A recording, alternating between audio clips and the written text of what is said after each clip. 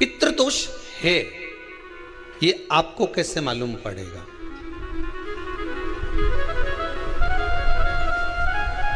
पितृ भूखे हैं, इसका तो वर्णन हमने पहले कर दिया कि रात्रि को जब आप सोने के बाद में 1-1.5 घंटे बाद अगर आपकी नींद खुल जाए, 1 घंटा 1.5 घंटा आप सो लिए, उसके बाद जो नींद खुली तो 1-1.5 घंटे तक अगर आपको नींद नहीं आ रही है, रात्रि को सोने के बाद में 1 घंटे बाद जब उठे तो आपको प्यास लग गई, भूख लगने लगी, प्यास लगने लगी कि मेरे को पानी पीना पड़ेगा, घबराहट हो रही, पानी पीना पड़ेगा। 1-1.5 घंटे सोने के बाद अचानक नींद खुले और आपको प्यास लगे, समझ लेना आपके पितृ भूखे हैं और प्यास है।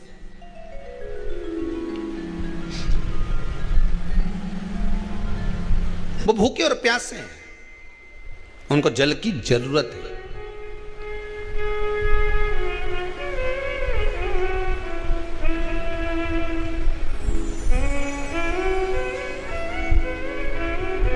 किसी भी नदी में, सरोवर में, कुंड में, बावड़ी में, तालाब में, आप तीर्थ में जाकर जब स्नान करते हैं तो स्नान करने के बाद एक काम का नियम बना लो कि अपने हाथ की अंजलि में जल लेकर अपने पूर्वजों को देना है।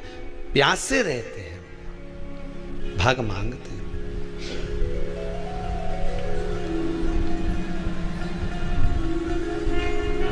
भग प्राप्त करना। 3 वृक्ष पितरों के तुल्य हैं। नैमिषारण्य की कथा में भी कहा था 3 वृक्ष पितरों के तुल्य हैं। पहला पीपल, दूसरा बट वृक्ष, तीसरा बेलपत्र का वृक्ष। ये पितरों के तुल्य हैं।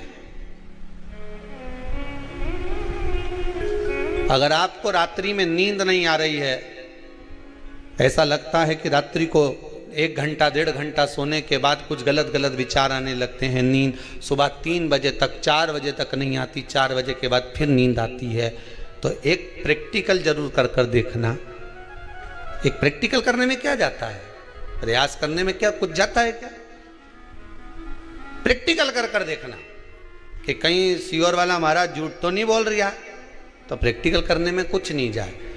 1 लोटा पानी लो, उसमें थोड़ा सा कच्चा दूध डाल लीजिए, श्राद्ध पक्ष चल रहा है, बेलपत्री का पेड़ या पीपल का पेड़ या बट का पेड़, इन पेड़ के नीचे ले जाकर उस दूध को दोपहर में सुबह 10 बजे से लेकर 12 बजे के बीच में ले जाकर चढ़ा दीजिए।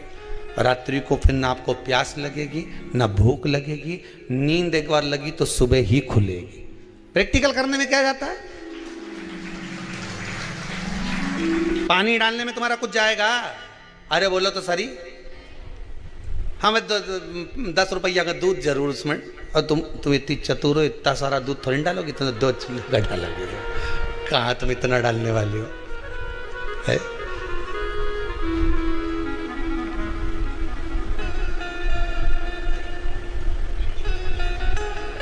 कहा बहुत चतुर लोग हो रहे संसार में हो। भले पूजन पाठ नहीं करे, पर कहीं का एकदम मिलने आ जाए ना, क्या अम्मा जी है क्या पाठ कर रही है, फिर वो भी बैठ गई तुरंत, अभी तो सोई थी।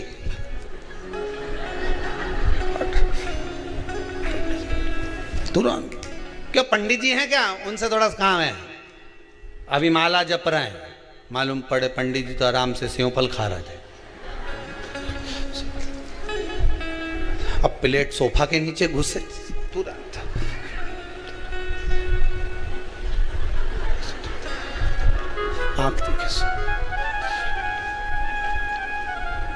प्रैक्टिकल करने में क्या जाता है? कुछ भी नहीं बिगड़ेगा, ये तो बस जल डालोगे तुम्हारा ही कुछ अच्छा हो सकता है, बाबा की कृपा है।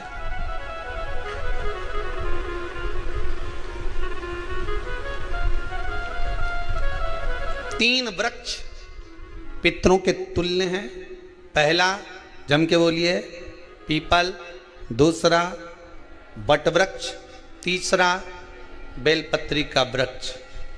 तीनों पीपल के वृक्ष में 52,000 ब्राह्मण एक साथ निवास करते हैं, इसलिए पितृतुल्य है। बट वृक्ष ब्रह्मा जी के मस्तक से बना, इसलिए पितृतुल्य है। और बेलपत्री का वृक्ष माता पार्वती जी के अश्रु से बना।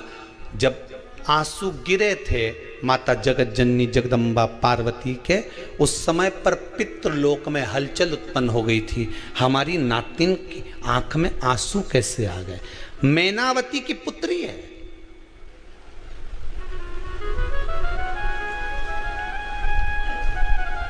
पितरों की नातिन, इसकी अश्रु कैसे गिर गए?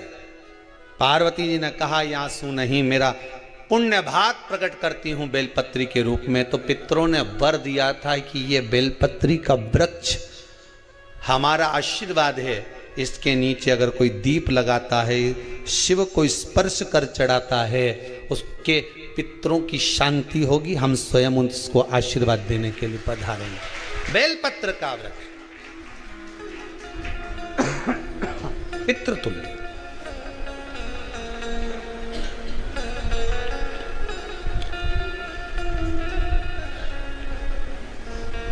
तो रात्रि को अगर भूख लग रही है, प्यास लग रही है, तो पितृदोष है। दूसरा पितृदोष का लक्षण बताया, घर में कोई शुभ कार्य ना हो, वंश की वृद्धि ना हो। 1 रुपये कमाओ, 1.25 रुपये खर्च हो रहे हैं, पैसा 10 जगह से कमाई आ रही है पर घर में टिक नहीं पा रही है, आया गया, पितृदोष है। जरा सी कटोरी पड़ी है, उसके पीछे विवाद चालू हो जाए, पानी ढुल गया उसके पीछे विवाद हो जाए, या छोटी छोटी बात में घर में क्लेश मचा हुआ है, पितृदोष है। समझ लो हमारे पूर्वज हमसे खुश नहीं है, प्रसन्न नहीं। कोई कहता है गुरुजी श्राद्ध बड़े बेटे को करना चाहिए कि छोटे को करना चाहिए? शिव महापुराण की कथा कहती है, अगर जायदाद का पूरा हिस्सा बड़े ने लिया हो और तुमने अपनी माता का दूध ना पिया हो तो एक ही को कर लेने दो। अगर माता का दूध पिया है और अगर एक अंगूठी भी ली है, जरा सा एक कपड़ा भी अगर सास का लिया है, तो श्राद्ध तो तुझे करना ही पड़ेगा, करना ही पड़ेगा। तूने मेरा दूध पिया है तो बिल्कुल जम के तो बोलो।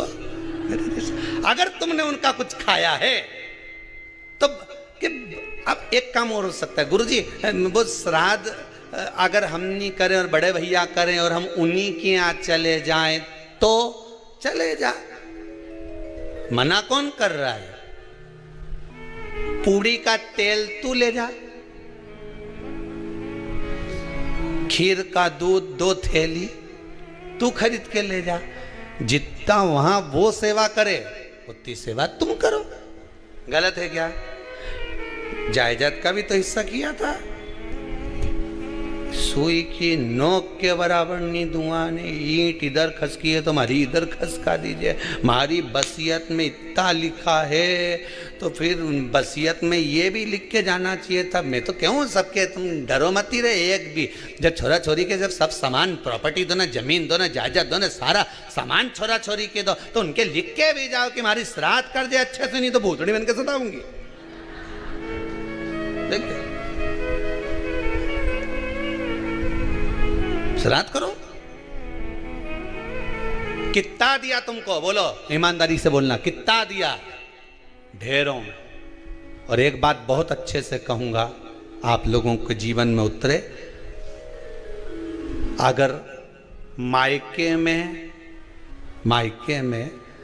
भाई, मायके में भाभी, मायके के लोग अगर आपके माँ बाप का श्राद्ध नहीं करते हैं तो बेटी भी अपने माता पिता का श्राद्ध कर सकती है। उसने भी दूध पिया है अपने माता पिता का, पर वो श्राद्ध का भोजन कौन कराएगा? बेटी का पुत्र हो, बेटी की पुत्री हो, वो कराए। और नाम वो नाना नानी का ले ले, करे। अगर वो नहीं कर रहे हैं, वो नहीं संभालते, वो नहीं जानते, तो आप करो तो करे। 2 भाग होते हैं। जब एक रोटी गाय के मुख में दी जाती है, गाय के मुख में जब हम रोटी देते हैं, एक रोटी जब देते हैं, या तो गाय के मुख में 16 श्राद्ध में जब रोटी देते हैं तो रोटी को बीच में से तोड़कर, रोटी का जो भाग होता है उसको, मतलब ऊपर से फुलका का परत नहीं निकालना है, रोटी जो सीधी सीधी है ना, जैसे ये रोटी है तो इसको बीच में से तोड़ लिया, 2 भाग विभाजित कर लिया, नीचे वाले भाग में भी थोड़ा सा गुड़ शक्कर रख लिया, ऊपर वाले भाग में भी गुड़ शक्कर रख लिया, एक के ऊपर एक रोटी को रख लिया, वो गाय को दी। तो अपन श्राद्ध पक्ष में 2 पूड़ी का प्रमाण है कि गाय को 2 रोटी दी जाती है, कुत्ता को 2 रोटी दी जाती है। 2 पूड़ी रख के देते हो, देते आप लोग तो देते होगे, 2 पूड़ी के ऊपर पूड़ी रखकर, थोड़ा सा मीठा रखकर, नमकीन रखकर, कुत्ते को भी देते, 2 पूड़ी तोड़कर कागा को भी देते। 2 पूड़ी का प्रमाण कहाँ से आया? 2 भाग रोटी के टुकड़े का प्रमाण कहां से आया? श्राद्ध पक्ष में ही ऐसा क्यों किया जाता है? बाकी के समय पर तो कोई ऐसा 2 पूड़ी का प्रमाण ही नहीं, पर श्राद्ध पक्ष में ये क्यों कहा जाता है कि पूड़ी के ऊपर पूड़ी रख दे, उसमें मीठा रख दे, खीर शक्कर रख दे, गाय को दिया, कुत्ते को दिया, कागा को दिया, ऐसे क्यों कहा जाता है? उसका कारण क्या होता है? उसका केवल एक कारण है, जो नारी ने भोजन का निर्माण करा है, जो घर की बहू भोजन बनाई है, जो घर की बेटी ने भोजन बनाया है, घर की माता ने भोजन बनाया है। महाराज, पिता पुरुष एक कुल को तारता है, बेटी 2 कुल को तारती है। जब श्राद्ध पक्ष में 2 भाग रोटी के कर कर गाय को देती है तो 1 भाग तो उसके ससुराल वालों को मिलता है।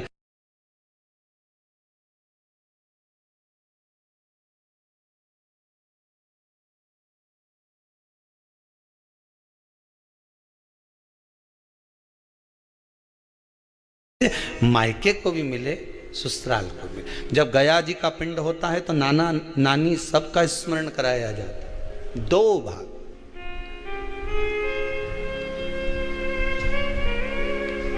पुण्यता प्राप्त।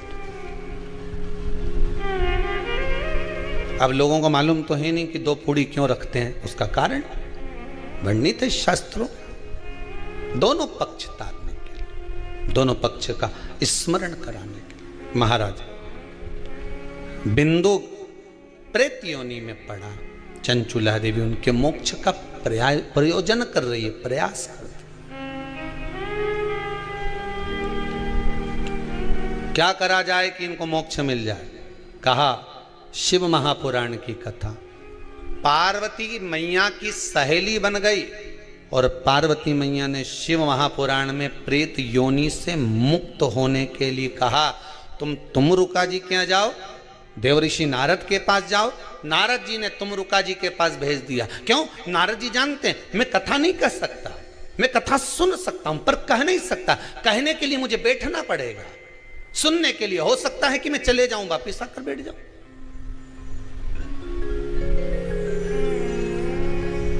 तुमरुका जी से कहा कथा कह दोगे? हाँ, कहने में क्या दिक्कत है, मेरे पति को प्रेत योनि से मुक्त करना है। तुमरुका जी बोलते हैं केवल तुम्हारा पति प्रेत योनि से मुक्त नहीं होगा।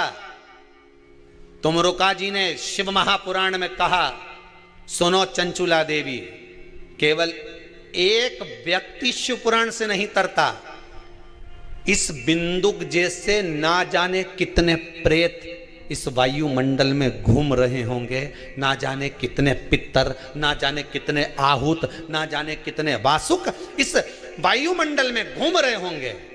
तुम्हारा पति तुमको दिखा नहीं, तुम्हारा बिंदुक तुम्हें कभी नजर आया नहीं, फिर कारण क्या था? बस मन में शांति नहीं है, घर में सारा सुख है पर हृदय में शांति नहीं, समझ लो पितृदोष है। क्या करा जाए फिर? क्या करोगे? महाराज, हृदय शांति, हृदय शांति। केवल एक अकेला बिंदुक शिव महापुराण की कथा सुनकर नहीं तरेगा। तुमरुका जी कहते हैं जिस समय पर मैं शिव महापुराण की कथा कहूंगा, सुनो चंचुला देवी, इस संसार के इस भूमंडल पर मृत्यु लोक में जितने भी जीव इस संसार सागर में भटक रहे होंगे, शिव महापुराण की कथा सुनकर वो भी तर जाएंगे। ये अकेली बिंदुक को तारने वाली नहीं है, इस मृत्यु लोक में जो विराजमान, आज भी नियम है महाराज, श्राद्ध का भोजन टेबल पर नहीं कराया जाता, श्राद्ध का भोजन ब्राह्मण को कुर्सी पर बिठाकर नहीं कराया जाता, श्राद्ध का भोजन किसी जाता। श्राद्ध का भोजन आज भी प्रमाण है कि ब्राह्मण के लिए भूमि पर आसन लगना चाहिए और जमीन पर बैठकर कराना चाहिए। तब क्यों? क्योंकि इस भूमि पर बैठकर जब भोजन कराएंगे, इसी भूमि से ना जाने कितने पितृ गए, कितने तर्पण हुए, कितनी तिलांजलि हुई, इसी भूमि से, इस रज से, इस कण से ना जाने कितने जीव चल गए। अब लकड़ी पर या टेबल पर या कुर्सी पर बैठकर ब्राह्मण को भोजन कराने का प्रमाण नहीं है। अब आपका फैशन ज्यादा हो गया तो बात दूसरी है। पंडित जी ऊपर बैठ के खा लोगे क्या? पंडित जी तो बोल देंगे अच्छा है खिला दो।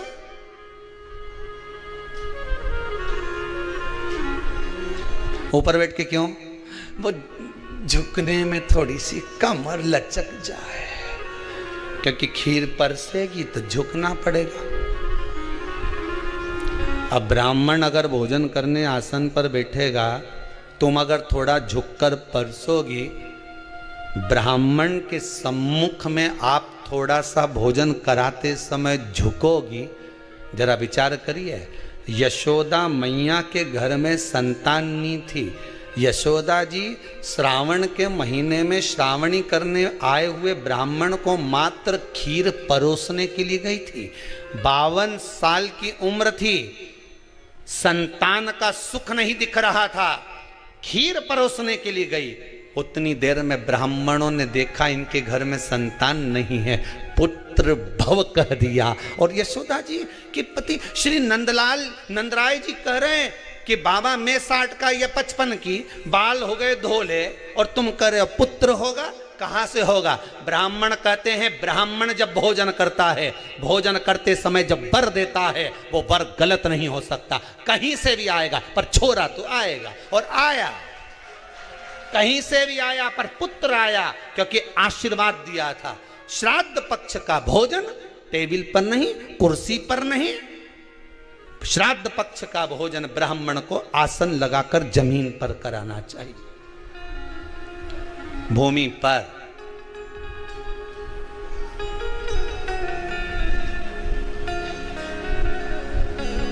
अब आजकल के ब्राह्मण भी थोड़े नीचे,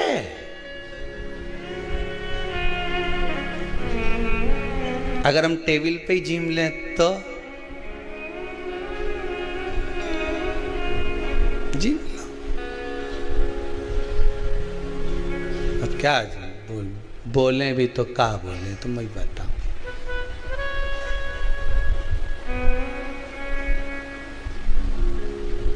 थोड़ा सा भाग भूमि का हो महाराज, तर्पण तिलांजलि सब भूमि पर। हम तो जो जजमान हवन करने के लिए भी जो जजमान लोग नाम लिखाए हैं पितरों के लिए, तो हम उनको भी कहते हैं कि कुर्सी पर बैठकर आहुति छोड़ने से अच्छा है आप बैठो मनानी पर, पहले सबसे पहले भूमि पर 10 मिनट बैठो, पर बैठकर आहुति छोड़ो। उसके बाद भले आप स्टूल लगाओ, कुर्सी लगाओ, आपकी मर्जी, पर 10 मिनट 5 मिनट तो आप भूमि पर बैठो उन जीवों के लिए, उन जीवों के